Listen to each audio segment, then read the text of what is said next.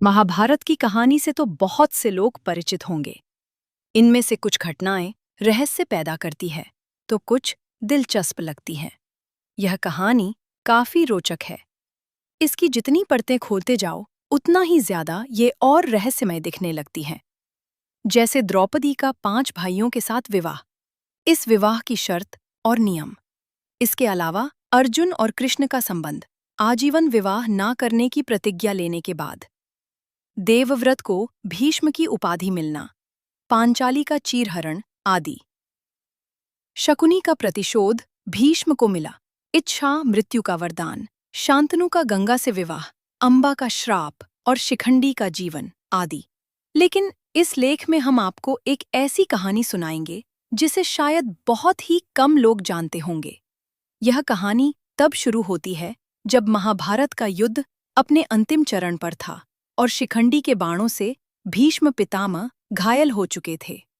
अंबा के रूप में शिखंडी ने अपने पूर्व जन्म की प्रतिज्ञा को पूर्ण कर लिया था और अर्जुन के बाणों से छलनी होकर भीष्म पितामह बाणों की शैया पर लेटे हुए थे।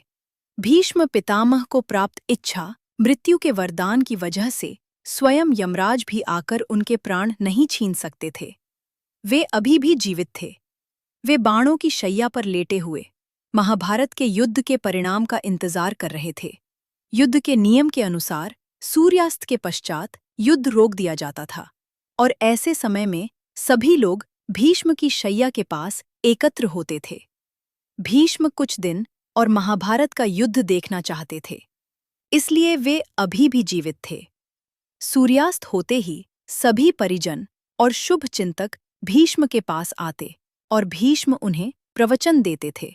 ऐसे ही एक शाम भीष्म प्रवचन दे रहे थे और सभी उन्हें बड़े ध्यान से सुन रहे थे। लेकिन सन्नाटे और गंभीर माहौल के बीच द्रौपदी अचानक से हंसने लगी।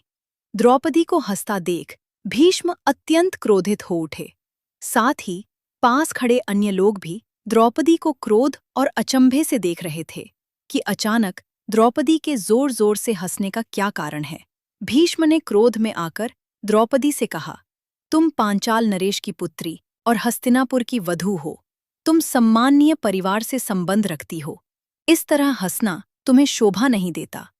भीष्म के इस प्रश्न का जो उत्तर द्रौपदी ने दिया, वह काफी संवेदनशील और हिलाकर रख देने वाला था। द्रौपदी ने भीष्म को वो समय याद दिलाया जब भरे दरबार में कौरवों द्वारा उसका चीरहरण किया गया। वे मदद के लिए चिल्लाती रहीं। उस दरबार में परिवार के सभी पुरुष सदस्य मौजूद थे। धृतराष्ट्र और भीष्म पितामह दोनों उस घटना के साक्षी थे, लेकिन किसी ने भी इसका विरोध नहीं किया। द्रौपदी का वो क्रोध व्यंग्यात्मक हंसी का रूप लेकर बाहर आ गया।